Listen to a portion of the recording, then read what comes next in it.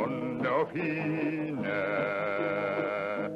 night train to the end, running hard and running fast to meet my future and away from my past, taking the gamble that cannot last, night train to the end. Welcome to Frater SH Night Show. I am your host Sir Peter Pendragon, and this is the show about all things weird and strange. We have a very unique lineup for you on this show. We have UFO reports, ghost reports, and classic science fiction pulp stories told from magazines such as Amazing Stories. A book I wish to tell you about is Robert Hunter's Occult Exposed Omnibus. The Occult Omnibus looks at what happened after the events of the Tower of Babel. The Babylonian religion continued on. This book looks at symbology but also there 4 great cults that hide in our religions. Once the reader is familiar with these cults, they will learn about Jesus Christ and how he can save them. You can find this book at www.lulu.com/spotlight/fratersh. The works of Sederingrad Productions. We recommend our Ethiopic Holy Bible Volume 1 that is quite popular and attempts to bring the Book of Enoch back into the Bible's list of books. Also check out the list of links that includes videos made for VidMe, BitChute, DTube, YouTube and more. First a word about Sederingrad Productions and then we will have paranormal news.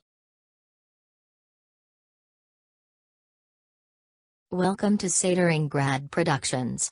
We specialize in spiritual books, comic books and old public domain books that have long been forgotten. We also have done artwork for war, history books and fiction-based works. We recommend our Ethiopic Holy Bible Volume 1 that is quite popular and attempts to bring the Book of Enoch back into the Bible's list of books. The Ethiopic Holy Bible Volume 1 also has a few selections from Josephus, a Jewish historian. And also the book has Jubilees and the Apocrypha, which is also available in Catholic Bibles. Frater SH is an esoteric researcher who is out to reveal ancient knowledge, both known and forbidden. Frater SH has appeared on Joshua P. Warren's Speaking of Strange, Kevin Smith's show, UFO Show, and Ghost Chronicles International with Ron Clerk and Richard Felix, the historian from Most Haunted on the Travel Channel. You can find Frater's Conspiracy Spirituality store at http://www.lulu.com/spotlight/fratersh. Welcome back, and now paranormal news. Canadian witness describes cigar-shaped object. By Roger Marsh. A Canadian witness at Ottawa reported watching a white-grey-colored, cigar-shaped object hovering and then moving away at incredible speed and making no sound, according to testimony in case 83359 from the Mutual UFO Network, MUFON, witness reporting database. The witness was alone on a home balcony smoking a cigarette at 4:30 a.m. on April 23, 2017. Gazing at the waning crescent moon. As I was observing the moon, thinking about different non-related things in my mind, I all of a sudden noticed a big, cigar-shaped object a couple degrees to the right of the moon, the witness stated. Witness describes helicopter chasing ball of light. By Roger Marsh. A Kansas witness at Lawrence reported watching a military helicopter apparently chasing an orange ball of light moving overhead under 1,000 feet, according to testimony in case 83535. From the Mutual UFO Network, MUFON, witness reporting database. The witness was inside an apartment watching television when the sound of a helicopter was heard at 11:15 p.m. on May 4, 2017. It sounded very low and powerful, so I figured it had to be military, and I, being a total nerd, had to run out to the parking lot to get a look, the witness stated. By the time I was out my door and in the parking lot, I had just enough time to watch a small, orange ball of light being chased by what I assumed to be a Black Hawk helicopter, because of size and sound, disappear behind the rooftops of the buildings east of me. British witness describes silent UFO at rooftop level. By Roger Marsh. A British witness at Darlington reported watching a blue-white ball of light moving over local rooftops that shortly gained high speed and flew out of sight, according to testimony. In case 83227 from the Mutual UFO Network, MUFON, witness reporting database. The witness was inside watching television on April 11, 2017, when he caught a glimpse of something bright moving past a window. I looked out and within roughly 5 seconds an immensely bright, bluish-white ball flew horizontally over the rooftops directly opposite, the witness stated. The object disappeared out of view and then returned a short while later on a downwards diagonal path, disappeared behind a high roof line and reappeared at very high speed on a southwest direction and out of view. California witness describes 6 hovering triangles. By Roger Marsh. A California witness at Escondido reported watching 6 groups of multicolored lights in vertical triangular shapes hovering about 500 feet over nearby treetops, according to testimony in case 83262 from the Mutual UFO Network, MUFON, witness reporting database. The witness was looking north from a 4th-story balcony at 8:40 p.m. on April 15, 2017. When the objects were seen, one large, vertically oriented triangular arrangement of multicolored lights was seen, hovering about 500 feet above the treetops between 1/2 mile to 1 mile away. The witness stated. Wisconsin orbs described hovering at tree line. By Roger Marsh. A Wisconsin witness at Sawyer County reported watching 3 stacked orbs hovering at a nearby tree line for 45 minutes, according to testimony in case 83015 from the Mutual UFO Network, MUFON, witness reporting database. The witness and his mother contacted Wisconsin field investigator Chad Labley, who completed the report. The witness was having a cigarette at 11:50 p.m. when he walked out onto his wraparound deck, came around a corner, and immediately noticed a bright object out of his peripheral vision. Labley stated in the report. It scared the heck out of him. Witness says diamond-shaped object was humongous. By Roger Marsh. A Pennsylvania witness at York reported watching a humongous object fly directly overhead, after a smaller object was ejected from it at a distance, according to testimony in case 83329. From the Mutual UFO Network, MUFON, witness reporting database. The witness was inside watching television when 2 bright lights were noticed at a distance. I thought, oh, a new tower with 2 huge lights attached. But no tower, the witness stated. Went outside. The lights did not move at all and a light came off the top right corner and a small craft came off the light and hovered below. Nessie tops poll of UK Supernatural Mysteries. The iconic monster earned the top spot in the poll, which included several of the UK's most enduring enigmas. The nationwide poll, which was conducted by the TV channel Really in connection with its Halloween programme schedule, saw 42% of the votes going to Scotland's legendary Loch Beast.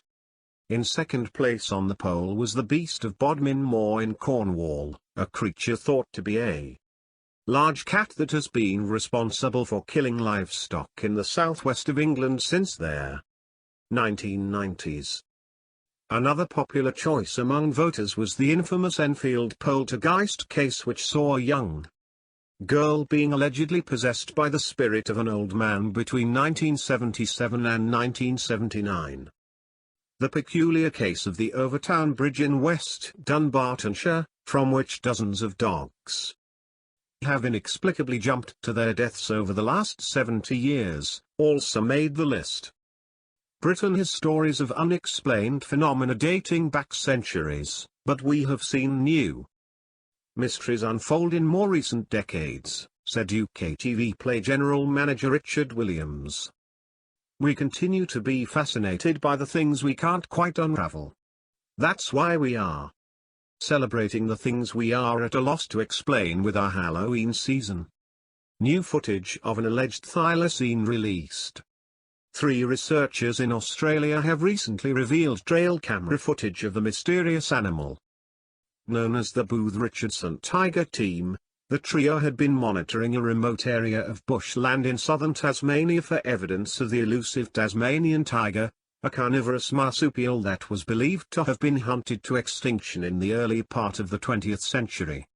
The researchers were inspired to hunt for the creature after Greg Booth, a firewood cutter from Tasmania's Central Highlands, encountered what he believed to be a thylacine in April 2015.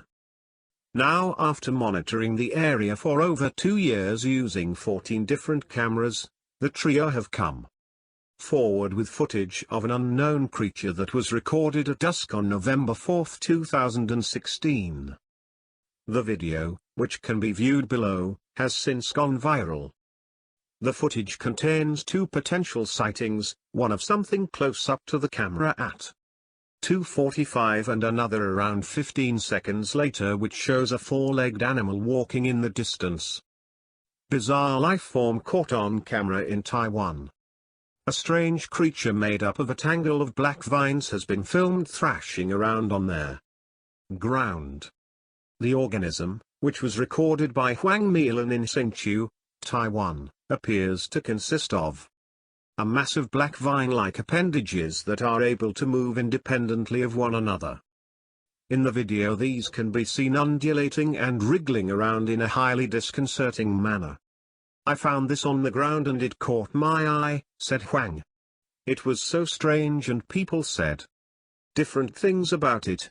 But I wanted to know what it actually was. One possible explanation is that the creature is actually a tangled-up mass of horsehair worms. Some internet users have even taken to describing it as an alien life form. Woodland, California. It was Friday, April 19, 2013. Me and 4 of my friends went to the Madison house. It was at 12 a.m. when we got there. We took a picture, and in the picture you can see a face in the top left window. Me and my friends went back Tuesday, April 23, 2013, it was like at 12 p.m. and we went inside. When we got inside I felt something was wrong. We were looking around when we heard a sound coming from upstairs, and the sound was loud, like if they dropped something hard on the floor. So we ran out, got in the car and took off. On their picture you have to look really close to see it. Stella, Missouri. It was right before a severe thunderstorm hit on March 29. It was around 9 o'clock or so when it stormed. We were all outside watching it come in. Me and my neighbor were outside taking pictures. She took this photo of me and her, and we never looked back at it because it was a goof photo. Well, the next day, being Easter, my mum and I were out eating and flipping through the photos on my camera, and she had pointed out that there was something above our heads. We saw it, some sort of figure in the clouds, a demon it looked like. It was completely dark out. So it wasn't the sun or moon. It creeped us all out. And now a classic pulp story. Chapter 8. Venus in perilous proximity. The light of the returning sun soon extinguished the glory of the stars, and rendered it necessary for the captain to postpone his observations.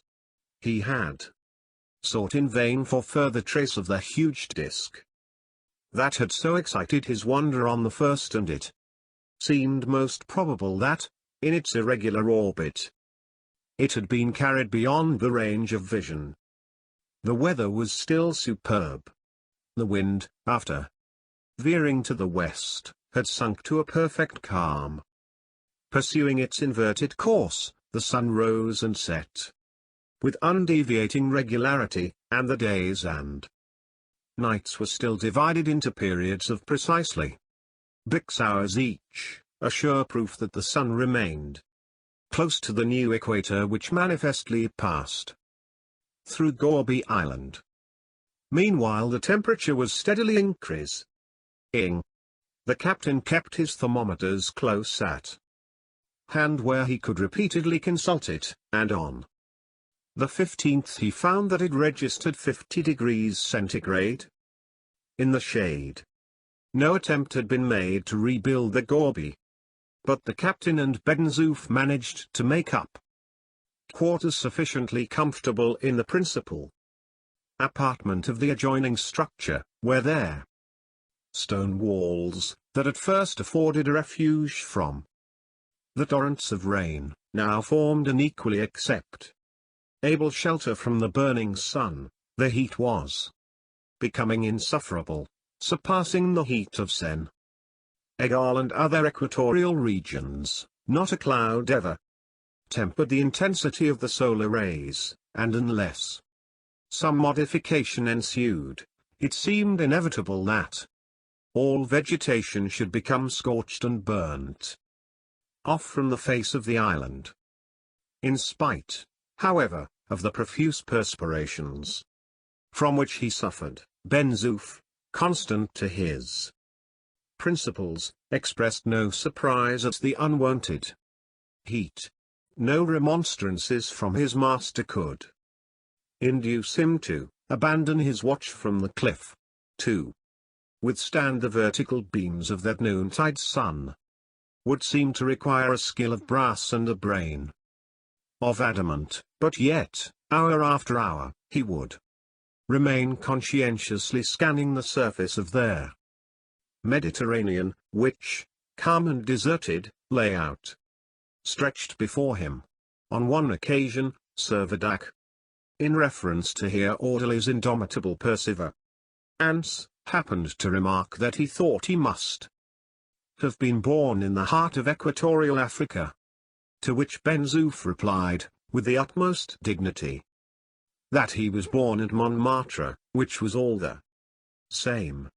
The worthy fellow was unwilling to own that, even in the matter of heat, the tropics could in any way surpass his own much-loved home. This unprecedented temperature very soon began to take effect upon the products of the soil. Their sap rose rapidly in the trees, so that in the course of a few days buds, leaves, flowers, and fruit had come to full maturity. It was the same with the cereals. Wheat and maize sprouted and ripened as if by magic, and for a while a rank and luxuriant pasturage clothed the meadows. Summer and autumn seemed blended into one.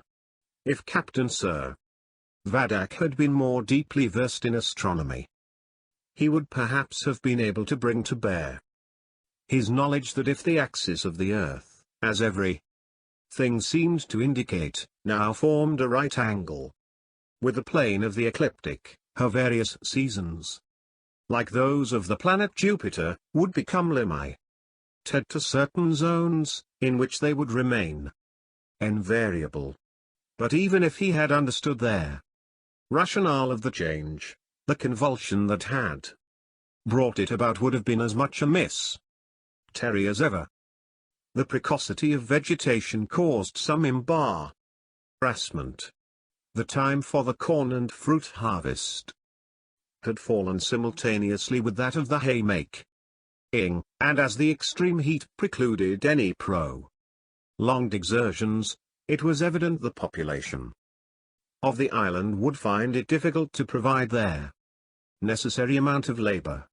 Not that the prospect gave them much concern. The provisions of their Gorby were still far from exhausted, and now that the roughness of the weather had so happily subsided, they had every encouragement to hope that a ship of some sort would soon appear. Not only was that part of the Mediterranean systematically frequented by the government steamers that watched the coast, but vessels of all nations were constantly cruising off the shore. In spite, however, of all their sanguine speculations, no ship appeared.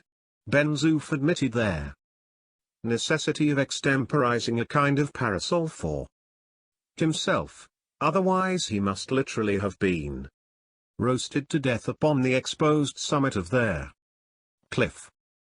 Meanwhile, Servadac was doing high three utmost, it must be acknowledged, with indifferent success, to recall the lessons of his school days. He would plunge into the wildest speculations in his endeavors to unravel the difficulties of the new situation, and struggled into a kind of conviction that if there had been a change of manner in the Earth's rotation on her axis, there would be a corresponding change in her revolution round the Sun, which would involve the consequence of the length of the year being either diminished or increased, independently of the increased and increasing heat. There was another very conclusive demonstration that the Earth had thus suddenly approached nearer to the Sun. The diameter of the solar disk was now exactly twice what it ordinarily looks to the naked eye. In fact, it was precisely such as it would appear to an observer on the surface of their planet Venus. The most obvious inference would therefore be that the Earth's distance from the Sun had been diminished from 91 million to 66 million. 18. Amazing stories. Miles.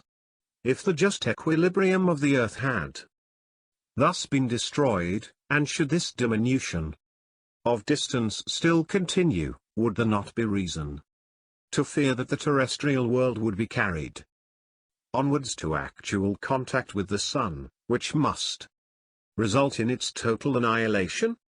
The continuance of the splendid weather afforded Servadac every facility for observing the heavens. Night after night, constellations in their beauty lay stretched before his eyes, an alphabet which, to his mortification, not to say his rage, he was unable to decipher.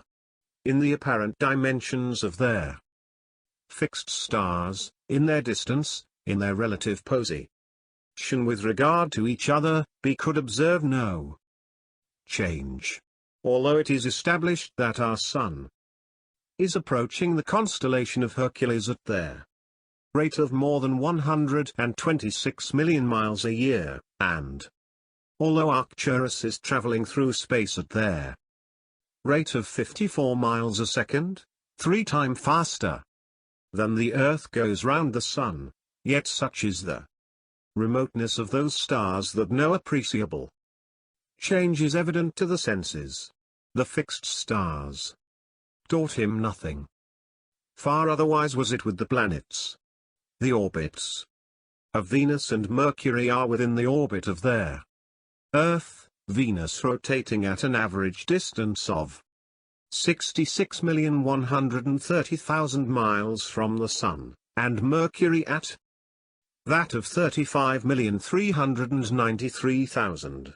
After pondering long, and as profoundly as he could, upon these figures, Captain Servadac came to the conclusion that, as the Earth was now receiving about double the amount of light and heat that it had been receiving before the catastrophe, it was receiving about the same as the planet Venus. He was driven, therefore, to the estimate of the measure in which the Earth must have approximated to the Sun, a deduction in which he was confirmed when the opportunity came for him to observe Venus herself in the splendid proportions that she now assumed.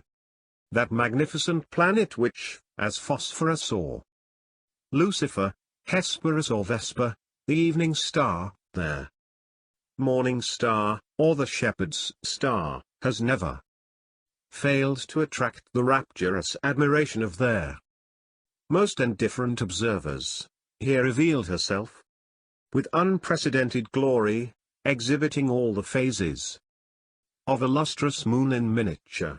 Various indentations in the outline of its crescent showed that their solar beams were refracted into regions of its azure face where the sun had already set, and proved beyond a doubt that the planet had an atmosphere of her own, and certain luminous points projecting from the crescent as plainly marked the existence of mountains. As the result of Sir Vady's computations, he formed the opinion that Venus could hardly be at a greater distance than 6 million miles from the Earth. And a very safe distance, too, said Ben-Zoof. When his master told him the conclusion at which he had arrived. All very well for two armies, but for a couple of planets not quite so safe, perhaps, as you may imagine. It is my impression that it is more than likely we may run foul of Venus, said the captain. Plenty of air and water there, sir? Inquired their orderly. Yes, as far as I can tell, plenty, replied Sir Vadak. Then why shouldn't we go and visit Venus?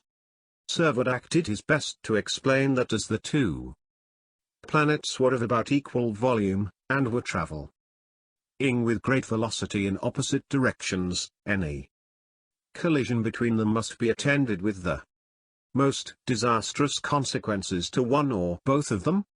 But Ben-Zoof failed to see that, even at the worst, the catastrophe could be much more serious than the collision of two railway trains.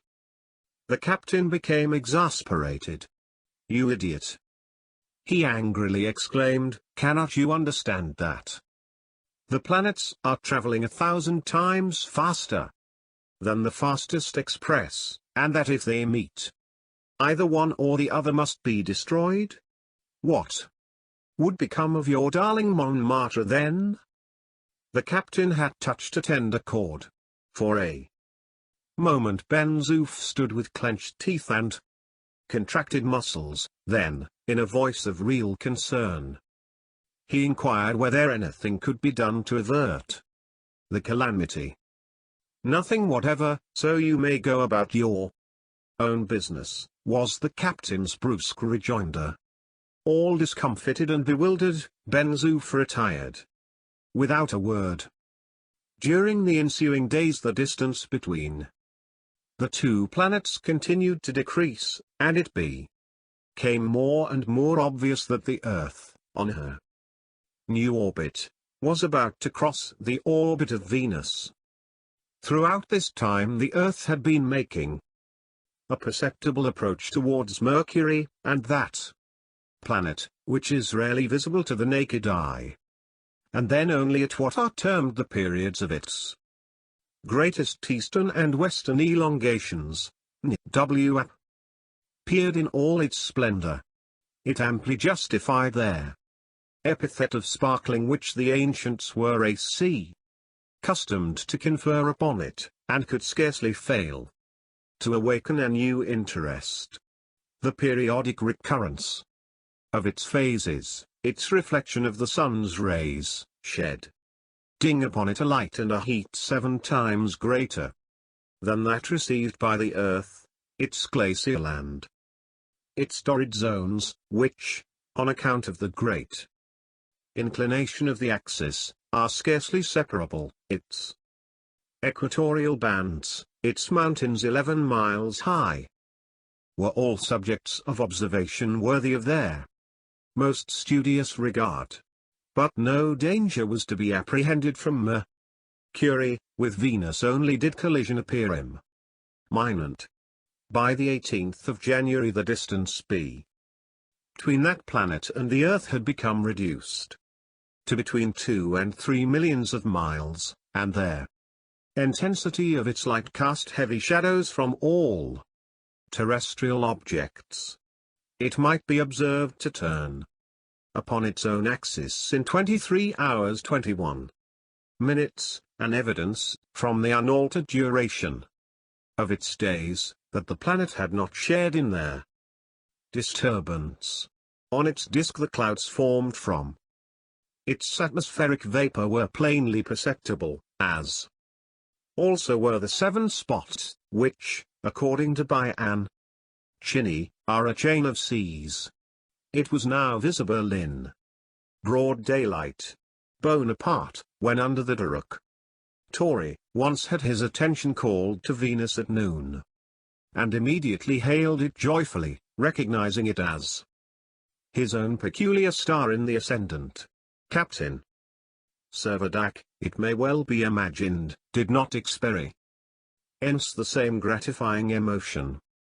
On the 20th, the distance between the two bodies had again sensibly diminished. The captain had ceased to be surprised that no vessel had been sent to rescue himself and his companion from their strange imprisonment. The Governor-General and the Minister of War were doubtless far differently off on a comet 19 occupied, and their interests far otherwise engrossed. What sensational articles, he thought, must now be teeming to the newspapers. What crowds must be flocking to the churches. The end of their world approaching. The great climax close at hand. 2 days more, and the earth, shivered into a myriad atoms, would be lost in boundless space. These dire forebodings, however, were not times to be realized. Gradually the distance between the two planets began to increase, the planes of their orbits did not coincide, and accordingly the dreaded catastrophe did not ensue. By the 25th, Venus was sufficiently remote to preclude any further fear of collision. Ben-Zoof gave a sigh of relief when the captain communicated the glad intelligence.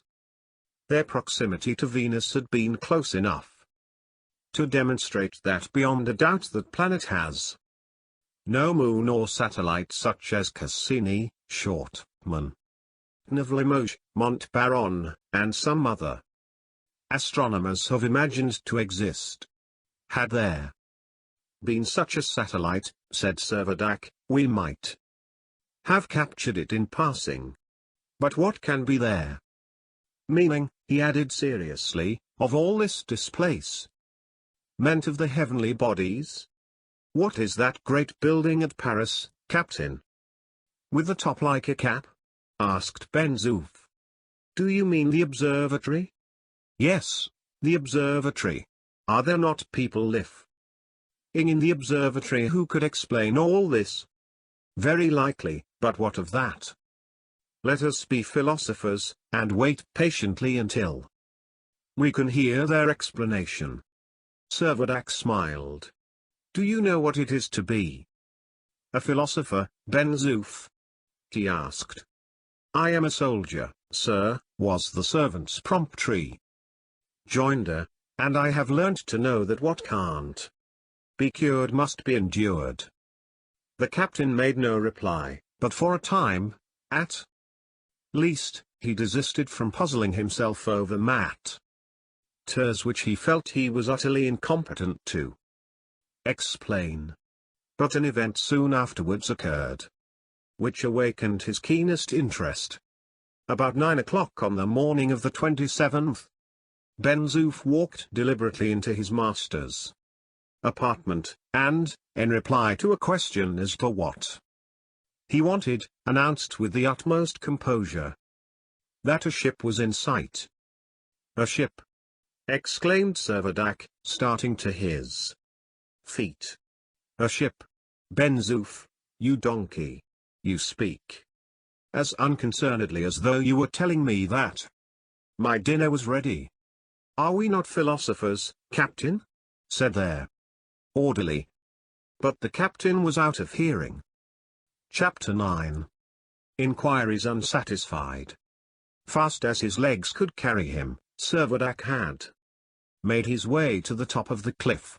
It was quite true that a vessel was in sight, hardly more than 6 miles from the shore, but owing to the increase in the Earth's convexity, and the consequent limitation of the range of vision, the rigging of the top masts alone was visible above the water.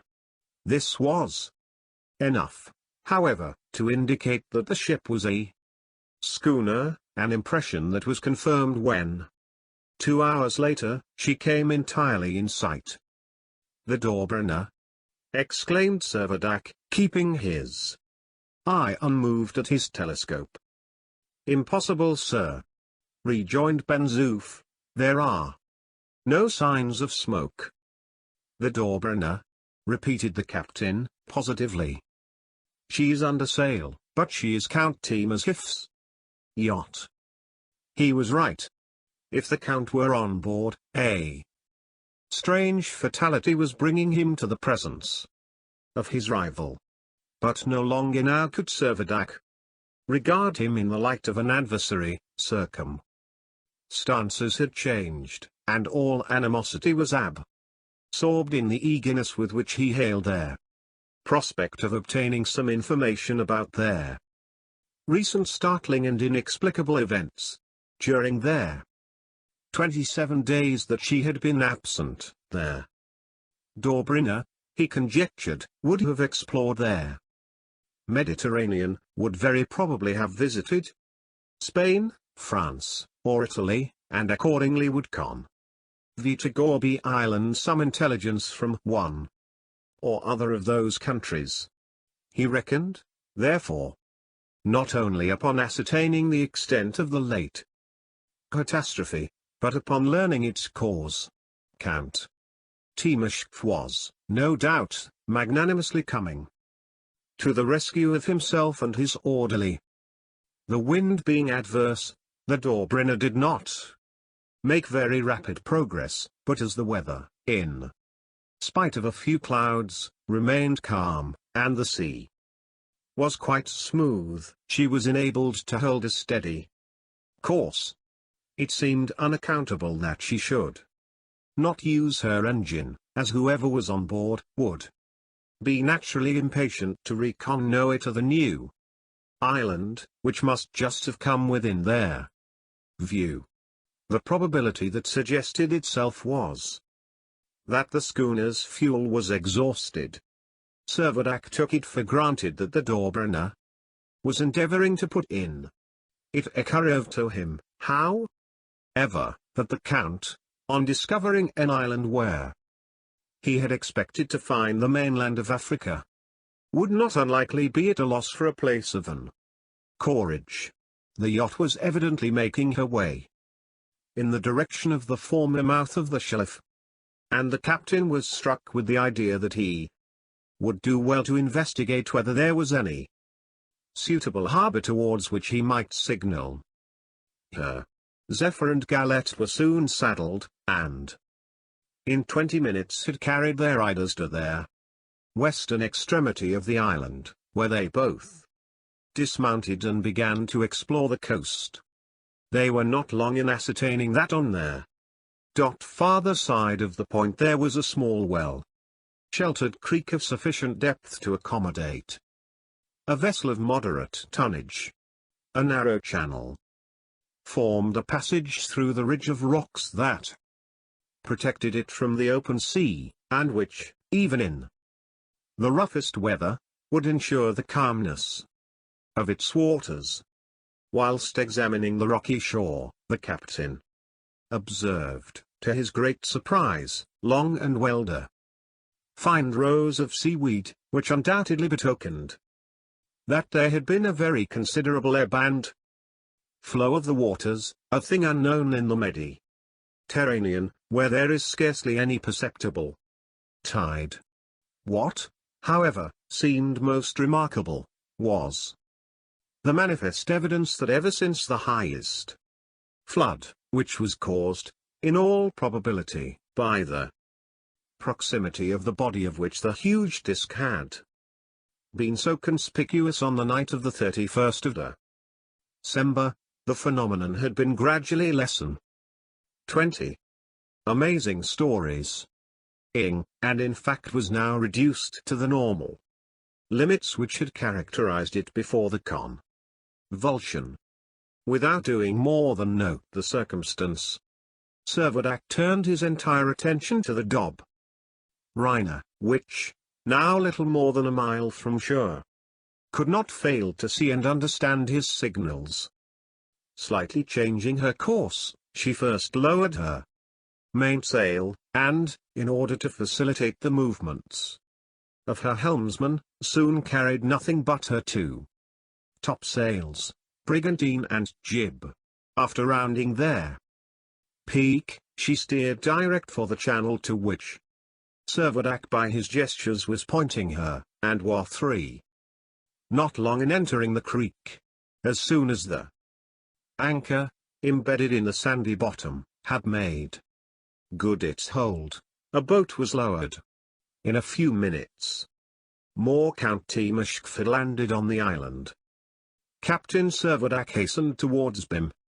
"First of all, Count," he exclaimed impetuously, "before we speak one other word, tell me what has."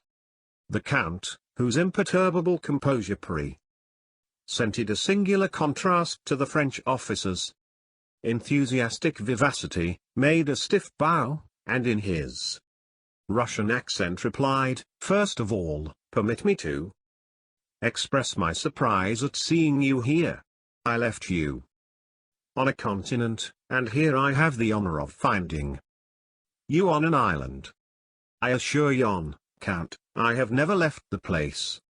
I am quite aware of it, Captain Servadac, and I now beg to offer you my sincere apologies for failing to keep my appointment with you." "Never mind, now," interposed the captain, "we will talk of that by and by. First, tell me what has happened." "The very question I was about to put to you, Captain Servadac. Do you mean to say you know nothing of their cause, and can tell me nothing of the extent of their catastrophe which has transformed this part of Africa into an island?" "Nothing more than you know yourself." "But surely, Count Timushkov, you can inform me you were there upon the northern shore of the Mediterranean." "Are you certain that this is the Mediterranean?" asked the Count significantly, and added, "I have discovered no sign of land." The captain stared in silent bewilderment. For some moments he seemed perfectly stupefied, then, recovering himself, he began to overwhelm their Count with a torrent of questions. Had he noticed, ever since the 1st of January, that the sun had risen in the west? Had he noticed that the days had been only 6 hours long, and that the weight of their atmosphere was so much diminished? Had he observed that the moon had quite disappeared, and that the earth had been in imminent hazard of running foul of the planet Venus? Was he aware, in short, that the entire motions of the terrestrial sphere had undergone a complete modification? To all these inquiries, the Count responded in the affirmative. He was acquainted with everything that had transpired, but, to Servadac's increasing astonishment, he could throw no light upon the cause of any of the phenomena. "On the night of the 31st of December, he said, I was proceeding by sea to our appointed place of meeting, when my yacht was suddenly caught on the crest of an enormous wave, and carried to a height which it is beyond my power to estimate. Some mysterious force seemed to have brought about a convulsion of the elements. Our engine was damaged, nay disabled, and we drifted entirely at the mercy of the terrible hurricane that raged during the succeeding days. That the Dauberna escaped at all is little less than a miracle, and I can only attribute her safety to the fact that she occupied the center of the vast cyclone, and consequently did not experience much change of position. He paused, and added, "Your island is the first land we have seen. Then let us put out to sea at once and ascertain the extent of the disaster," cried the captain eagerly. "You will take me on board, Count, will you not? My yacht is at your service, sir, even should you require to make a tour round the world. A tour round the Mediterranean will suffice for the present, I think," said the captain, smiling. The count shook his head. "I am not sure," said he, "but what the tour of the Mediterranean will prove to be the tour of their world." Servadac made no reply, but for a time remained silent and absorbed in thought. After the silence was broken, they consulted as to what course was best to pursue, and the plan they proposed was, in the first place, to discover how much of the African coast still remained, and to carry on the tidings of their own experiences to Algiers, or, in the event of the southern shore having actually disappeared, they would make their way northwards and put themselves in communication with the population on the southern shores of Europe. Before starting, it was indispensable that their engine of the Dauberna should be repaired. To sail under canvas only would in contrary winds and rough seas be both tedious and difficult. The stock of coal on board was adequate for 2 months' consumption, but as it would at the expiration of that time be exhausted, it was obviously the part of prudence to employ it in reaching a port where fuel could be replenished. The damage sustained by the engine proved to be not very serious, and in 3 days after her arrival the Dauberna was again ready to put to sea. Servadac employed the interval in making their count acquainted with all he knew about his small domain. They made an entire circuit of the island, and both agreed that it must be beyond the limits of that circumscribed territory that they must seek an explanation of what had so strangely transpired.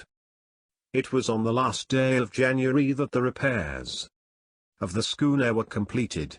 A slight diminution in the excessively high temperature which had prevailed for the last few weeks was the only apparent change in the general order of things, but whether this was to be attributed to any alteration in the earth's orbit was a question which would still require several days to decide.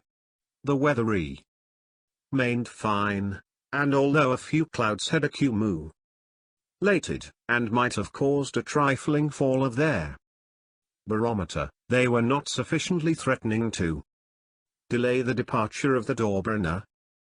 Doubts now arose, and some discussion followed. Off on a comet. 21. Whether or not it was desirable for Ben Zoof to accompany his master. There were various reasons why he should be left behind, not the least important being that the schooner had no accommodation for horses, and the orderly would have found it hard to part with Zephyr, and much more with his own favorite galette. Besides, it was advisable that there should be someone left to receive any strangers that might possibly arrive, as well as to keep an eye upon the herds of cattle which, in their dubious prospect before them, might prove to be the sole resource of the survivors of the catastrophe. Altogether, taking into consideration that the grave fellow would incur no personal risk by remaining upon the island, the captain was induced with much reluctance to forego the attendance of his servant, hoping very shortly to return and to restore him to his country, when he had ascertained the solution of the mysteries in which they were enveloped.